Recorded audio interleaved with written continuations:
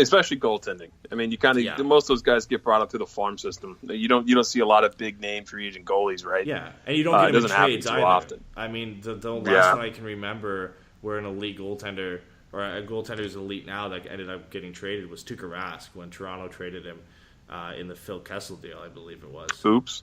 So, so that's the only one I can remember. I mean, Malcolm Subban went on waivers to Vegas, but he's not really an elite goaltender. At the time, he was maybe a top prospect, but he's not going to be an elite guy. Speaking of Phil Kessel, times aren't so happy in Pittsburgh with him. Apparently, he's not being shopped, but the Pittsburgh Penguins are definitely listening to any offers that would be thrown out. I know he's not the name that you would see coming to Anaheim either, but I mean, is there a possibility there? I mean, the word off the article that I was reading from the Athletic was saying that Sullivan believes that Kessel was kind of selfish for complaining about his ice time not being with Malkin, and then something about him being the first guy off at practice most days and presumably spends more time at the casino than he does breaking down game film. So, and the article also stated that it seems like Sullivan's power in Pittsburgh is almost unlimited. So he had 92 points last season. He's making $6.8 million in the cap for the next 4 years. So he's 30. Is this something that you could see happening for Anaheim? Is this a wing replacement that the Ducks could possibly look at? I don't know about happening for Anaheim, but I think there's a good possibility it could happen in general. I mean, about Mark Sullivan having all power. I mean, essentially he does. He comes into the organization and immediately just wins. He's got, 2 Stanley Cups now in 3 years, I believe, with the team. I mean, there's no way he's the one who's going to be leaving. So if there's an issue that can't be resolved between him and Phil Kessel, it would be Phil Kessel who's going out the door. And they would fetch a lot for him. I mean, he's been a better player coming over to Pittsburgh than when he was with Toronto. And he'll fetch a lot despite having a decent salary cap attached to him, and the Ducks could make it work, but it would take some crafty work by Bob Murray. I mean, I feel like Jakob Silfverberg would have to be included in that deal. They would want a defenseman.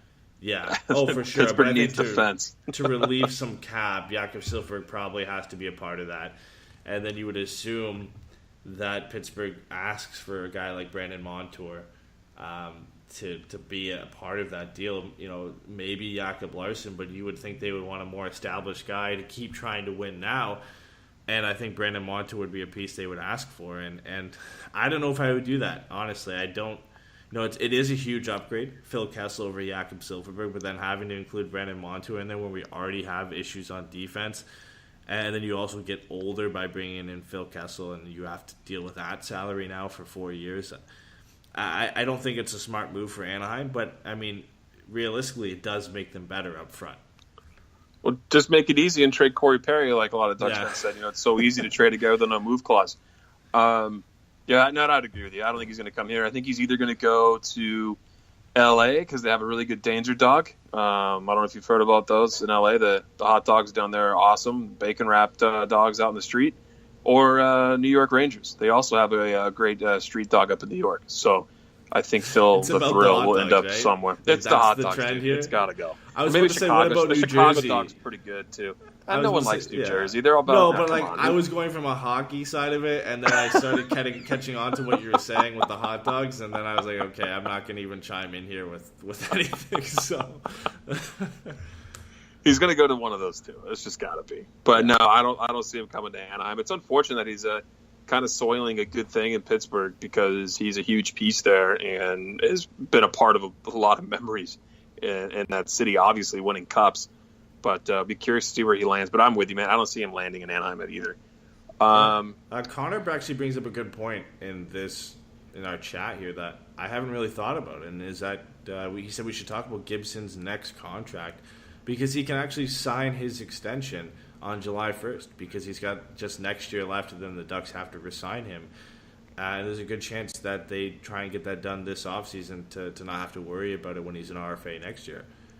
Do you think they get that done on July 1st and get it out of the way with if they don't go and hunt down a guy like James Van Riemsdyk or some of the bigger name free agents? That's a tough call because they've got a lot of people they got to throw money at. that are going to be needing contracts here. And Gibson, obviously, I feel like he's deserved a raise, but I don't see him getting more than like $4 million. I just with his injuries that he's I mean, he's had one really good year, really good year this season, and I'm not trying to discredit him on that because he worked really hard, and a lot of the injuries kind of weren't on him. But prior to that, he kind of had an injury-riddled, career with the Ducks. Yeah. So I think that they're probably going to give him a smaller deal and kind of see what they get from him. They still have another year of Ryan Miller, and I can't see them spending a ton of money on goaltending. That's just not the way you win in the league. There's a few goalies that make absurd money, and look what happened to Carey Price. I mean, his year of like $10 million or $8 million a year kicks in next year, and that guy fell off the face of the earth last year with injuries and not being able to come back, properly. It's a dangerous game with goaltending. And then it's not even even if he comes back and he's just as good as he was, now the team in Montreal has the $10 million anchor essentially on the back end that they can't really build a team around. I mean, you don't necessarily need an elite goaltender to win the Stanley Cup. I think it's more of a hindrance to have a guy in net making $10 million when you could have a guy up front making $10 million. I mean, honestly, if you were a team that was trying to compete, would you rather be paying John Tavares $10 million as your first-line center, or would you rather be paying Carey Price $10 million in net? I would rather have John Tavares up front and then have a guy in net who's around average or something like that. I mean, Marc-Andre Fleury has been wonderful for Vegas in the playoffs. Yes, he's an elite goaltender, but I don't necessarily think you need elite goaltender to win the Cup. It's been proven at times with Matt Murray. He's a great goaltender, but I don't think he's elite. And Pittsburgh was able to win 2 cups with Matt Murray, and they're based off the team they had in front of him and him getting hot. He looked pretty damn elite during his 2 years. For sure, but I think for the Cups. All it really takes is for a goalie to get hot and take you there. Yeah. And yes, of course, an elite goalie is going to get hot more often than a guy who's not elite, but you don't need that guy in the back end to win the Cup. And I think you need that guy up front. You need a Sidney Crosby. You need a John Tavares.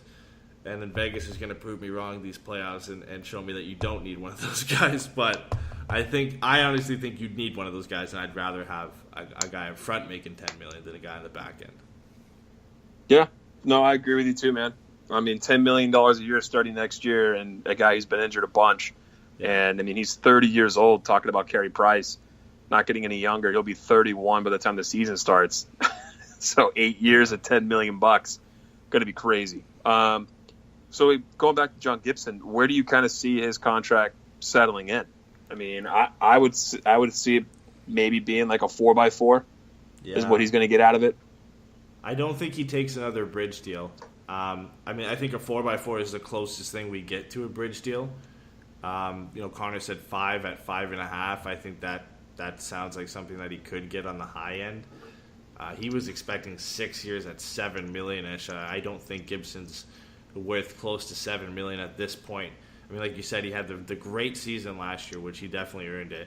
Before that, he had a pretty good season. He's gotten better year after year, but I think at this point, I don't think you throw $7 million at a guy who's injury prone like John Gibson and hope that he's going to continue to have seasons like this for the next 6 years. I think you need a bigger sample size of success, and I wouldn't be comfortable really throwing more than 5.5 at him at this time.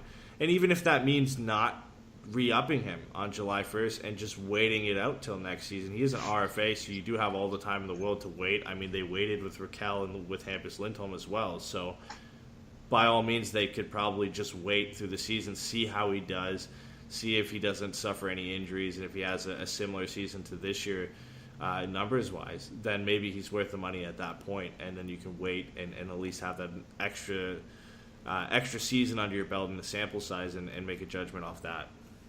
I mean, yeah, Bob said they need to get faster, and you don't have to worry too much about that in goaltending, especially with John Gibson. Looking the way he did at the end of last season, or all season, he looked great. But right now he's making $2.3 million per, and he's going to be 25 years old at the start of next season. So he'll have effectively 2 seasons of him being an RFA. So a bridge deal, essentially you're talking about 2 years, and then you're going to have to pay. But if you're going to get them long term, you're going to have to pay for those UFA years. The cost is going to go up. So the Ducks got to kind of be careful as they navigate through here, because they do need to figure out what's happening and how this team is going to respond next season about being faster. So Bob made that comment. I'm curious to see how he's going to retool this team in the offseason. And, I mean, having a goaltender to resign that you kind of just can't pluck out of anywhere is important as well. So I don't know. I see that around $4 or $5 million, probably for 4 years. That's the way I could picture it being at.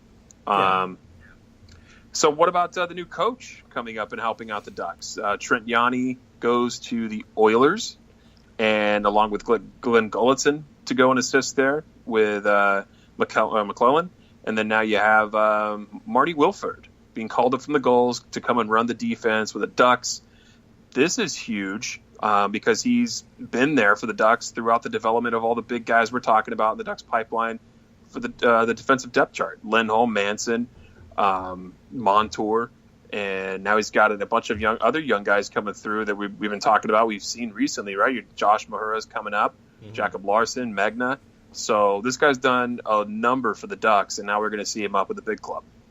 Yeah, and a bit of foreshadowing, but it kind of paves the way to have a guy who's familiar with Eakins' coaching style behind the bench in the NHL level. So, I mean, that kind of plays into it a bit too. But, yeah, I'm happy with the move. I always like promoting guys from the inside and bringing them up because I feel like they, of course, know more about the organization than bringing a guy from the outside. And especially if it's just an assistant coach, then I think it's better to have a guy coming up through the organization because there's not a big of a learning curve coming in. You don't have to learn the organization.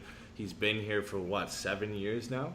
So I mean, he knows the Ducks and the players on the Ducks pretty well. He's seen most of them come up through the AHL and into the organization, of course, playing in Anaheim. So he's got a lot of experience. I think it was a logical move to come in and replace Trent Yanni and take over the defensive side of things, and I'm excited to see what he can do. I'm hoping it changes some things up and we see some improvements on that end because it was a struggle in the playoffs. And again, a lot of that comes to personnel, and the Ducks really didn't have a bottom pairing to really rely on. But it's a move for the future, and I think we'll see the benefits of that hopefully next season. Yeah, and that moves on to Dallas Eakins, your favorite Pokemon, as you talked about with me last night. I have a sound bit that I want to play because I was waiting for this moment, and I have the sound bit. So I'm going to play the sound bit. And, of course, you won't be able to hear it, but everybody else can hear it. And I'm pretty proud of it. Who's that Pokemon? Okay, continue. You can continue now. Your favorite. I had to get it in there because it was bothering me yesterday, and I had to make sure I got it in there. Yeah, I had no clue what you were getting at. I'm not part of the Pokemon fan club. My wife knew exactly what it was, though, so it made me laugh. But he's coming up and getting a renewal. He had his first 3 seasons with the Gulls. 2 times went to the Calder Cup. Both times lost in the second round. Last season missed the playoffs, but he's done a great job with a team that's, as you and I talked about pre-show, especially on the forward group side. But he looks like he's getting a 3-year contract. And he's going to have some reinforcements coming in, and the likes of Max Jones, Sam Steele, and others. So this should be an exciting team down in San Diego. Yeah, I mean, he's getting an influx of talent. He really hasn't had a great team on the forward side of things down in his 3 years with San Diego. It's been more the defense that's kind of impressed, and of course Theodore and Montour have been a big part of that the last 3 years that he's been there. But now you've got Sam Steele and Max Jones and Troy Terry all coming over, and then on the blue line you've got Josh Mahura, who's likely to come over as well. You've got all this influx of talent, and if they all start there, I mean, this could be a great year for San Diego and for Dallas Eakins, and it really sets up for him to take over from Randy Carlyle. I mean, if he has a great year down in San Diego and the Ducks struggle again, or really anything, honestly, I think at this point, with Marty Wilford getting the assistant coach job in Anaheim and Eakins getting the extension for 3 years, and here's Randy sitting here with his contract up at the end of next year and still hasn't gotten anything from it, I think it's almost inevitable at this point. And I'm excited by it. I mean, Eakins has had a winning season each year that he's been with San Diego. 39-23 in his first year, 43-20-5 in his second year, and last year he went 36-28-4 and just missed out on the playoffs. So it's been a good season. It's been a good 3 seasons for him. You know, he had winning seasons when he was with the Marlies as well, and then kind of got shafted